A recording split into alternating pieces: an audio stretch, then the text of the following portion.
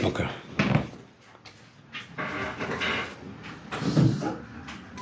Give me the cue when you're ready. No, very good, you can just begin. Tell us your side of the story. Thank you very much. And karibuni sana, the members of the Fourth Estate, for coming to hear the side of my story.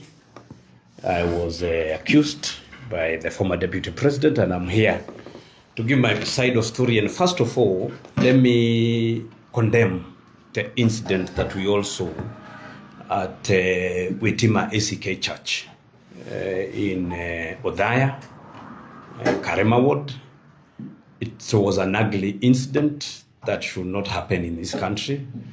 We saw women and children suffering inside the church.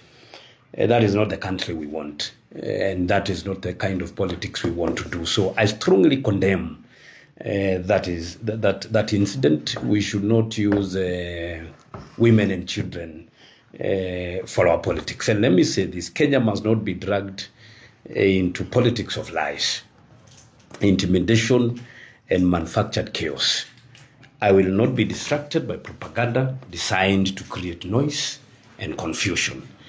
I don't organize goons, and maybe many people know that. I don't organize goons. I organize ideas. I organize empowerment. I organize free education programs. I organize UDA party and many other constructive ideas that I organize. No one can associate me with goons.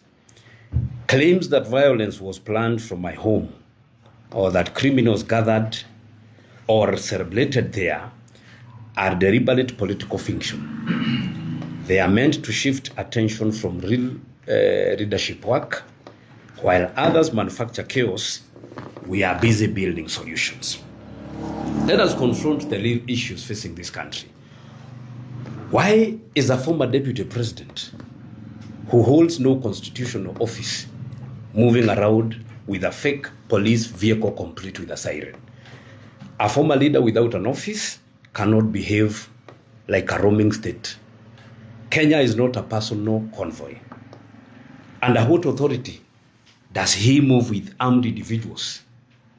The law must apply in the same way to all of us, and I want to give the details of the armed people that the former deputy president Rigathi Gachagua moves around with.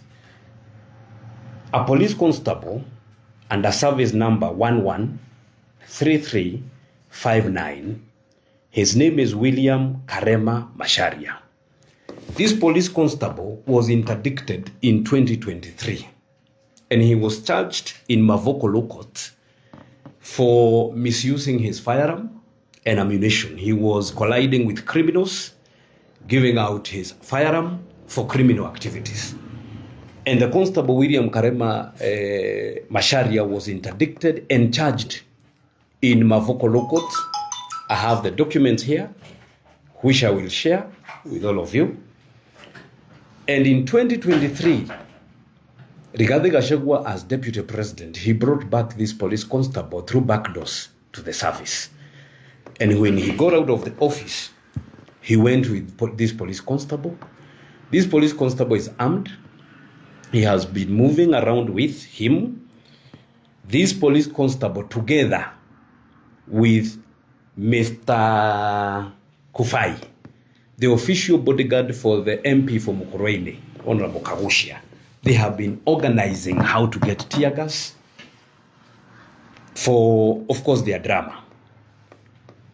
And this police constable, he has access to tear gas. He has an AK-47, which he came with in Mbere North, he almost, together with Mr. Kufai, the official bodyguard for Mr. Kuhuhia, they almost killed the CS Honorable Alice Wahome.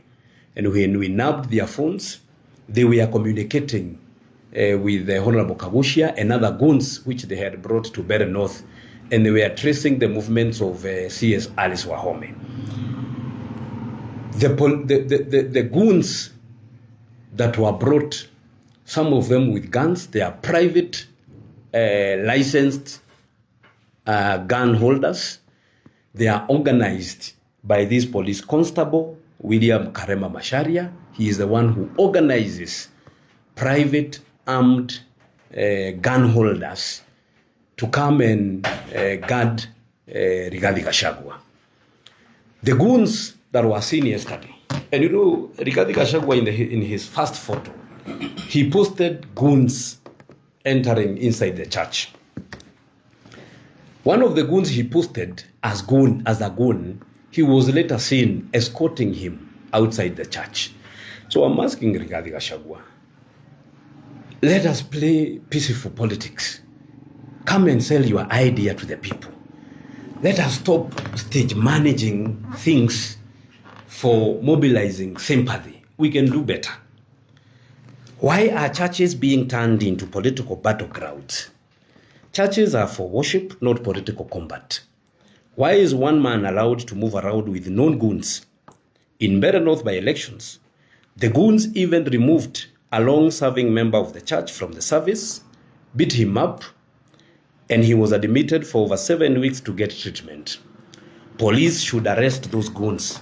They are known, and their names are in public knowledge. The chief goon who organizes the goons who takes cover for Rigathi Gachagua is called Samuel Mwangi, well known as Kefeti from Muranga. So the fake narrative that goons are being brought from Muranga and bringing the name of the women rep for Muranga, who is my wife, is to cover up the chief goon who has declared himself as a general, who is called Samuel Mwangi, well known as Kefeti. His phone number is 0725 802 299. That is a chief goon who organizes these goons, and they are facilitated with tear gas by Police Constable William Karema Masharia to stage manage an incident such as what we saw.